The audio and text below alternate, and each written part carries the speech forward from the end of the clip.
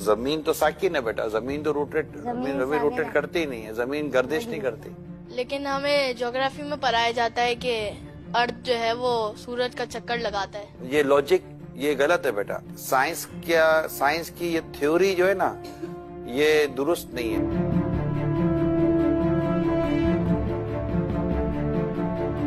میرا خیال ہے کہ جو نوجوان اس وقت موجود تھے, جو میں نے ویڈیو میں دیکھے, ان میں سے کچھ تو پریشان ہو گئے, وہ تذبذب میں مبتلا ہو گئے.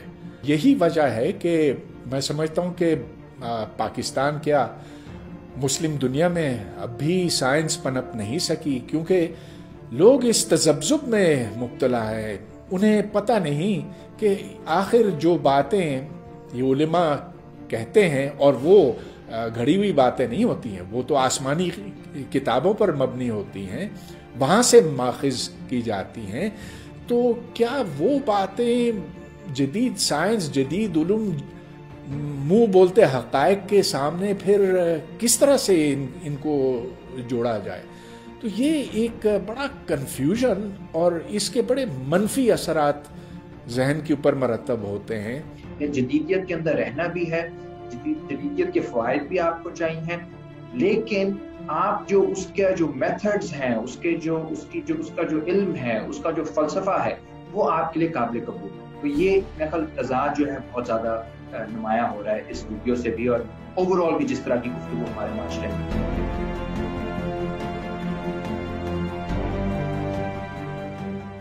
یعنی کسی بھی مطلب اسکالرشپ سے مسئلہ ہو گیا, لوگ کو سیدھی سیدھی گولی چاہیے. آپ ٹھا کر کے بتائیں کہ جی ایسے ہے ویسے ہے, یہ دوست ہے, یہ دشمن ہے, دشمن کا گلا کاٹ دینا ہے اور تم نہیں کاٹنا, اور یہ غزوہ ہند. مطلب ایک بالکل ایک سمپل قسم کا بیانیہ لوگوں کو آپ دے دیں, اور اس سے کوئی ہٹے تو پھر مسئلہ ہے. جس طرح سے وہ دینی علوم پڑھتے ہیں, جس کا مطلب یہ کہ حفظ کرتے ہیں, وہ پھر ریاضی اور فزکس بھی اسی انداز میں پڑھنا چاہتے ہیں. 80% اساتذہ سائنس پڑھاتے ہیں, ان کا انداز بھی عین یہی ہے کہ مانو مانو مانو, کیونکہ کسی کتاب میں لکھا ہے.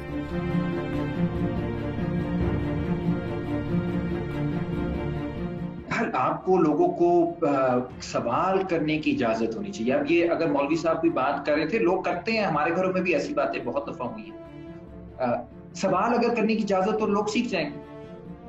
لوگ کہیں کہ نہیں جی ہم نے جیوگرافی, بچے کہہ رہے تھے جیوگرافی ہم نے پڑھی ہے, اگر یہیں پہ وہ سوال کرنے کی عادت ہوتی ہے, کہتے نہیں سر یہ لکھا ہوا ہے, اس سائنٹسٹ نے یہ لکھا ہوا ہے, اگلی نشست میں ہم آپ سے پھر بحث کریں گے.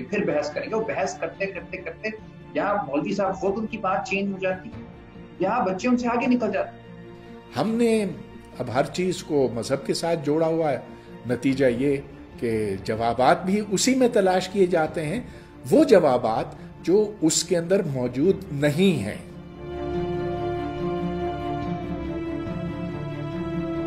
کوڈ آف کنڈکٹ میں سیکشن 4 میں ایک شک موجود ہے جو کہ یہ کہتی ہے کہ جو پروگرامز ہیں they have to be run in a fair and an accurate manner.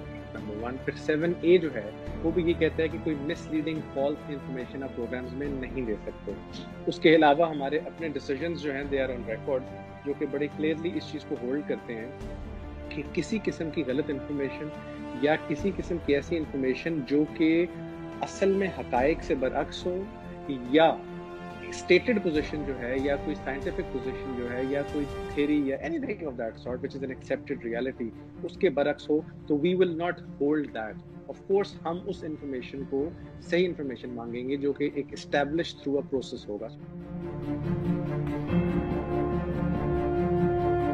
لیکن یہ پہلے ہی تو بات یہ کہ ہم کیبل آپریٹرز اور T V channel license holders کے خلاف ہی ایکشن لے سکتے ہیں. اگر کوئی ٹی وی چینل انلیگل چل رہا ہے, اس کو بالکل پیمرا کے پاس ریسٹرکشن ہے بند کرنے کی, بٹ اگر اس کے پاس لائسنس ہی نہیں ہے اور وہ ویسے ہی کسی 2 نمبر طریقے سے دکھایا جا رہا ہے, اس کے خلاف ریمیڈیز پیمرا آرڈیننس میں ایگزسٹ کرتی ہیں, وہ بالکل ان کے خلاف ایکٹ کر سکتے ہیں, پرووائڈیڈ کہ وہ ٹیریسٹریل طریقے سے, سیٹلائٹ طریقے سے چل رہا ہے, انٹرنیٹ نہیں چل رہا. لیکن جو تو اسٹے آرڈرز والی بات ہے اس کا مطلب یہ ہو گیا ہے کہ عدالت مجاز جو ہے ان کی عقل و دانش میں ابھی یہ کیس جو ہے دیٹ از پروسیڈیبل اور چل رہا ہے، اور ان کا کوئی پاس کوئی جواز موجود ہے جس کی وجہ سے ان کو ایک اسٹے آرڈر دیا ہوا ہے. So in the presence of that stay order ہم یہ نہیں کہہ سکتے کہ وہ ایک انلیگل چینل ہے یا ان کے پاس لائسنس نہیں ہے.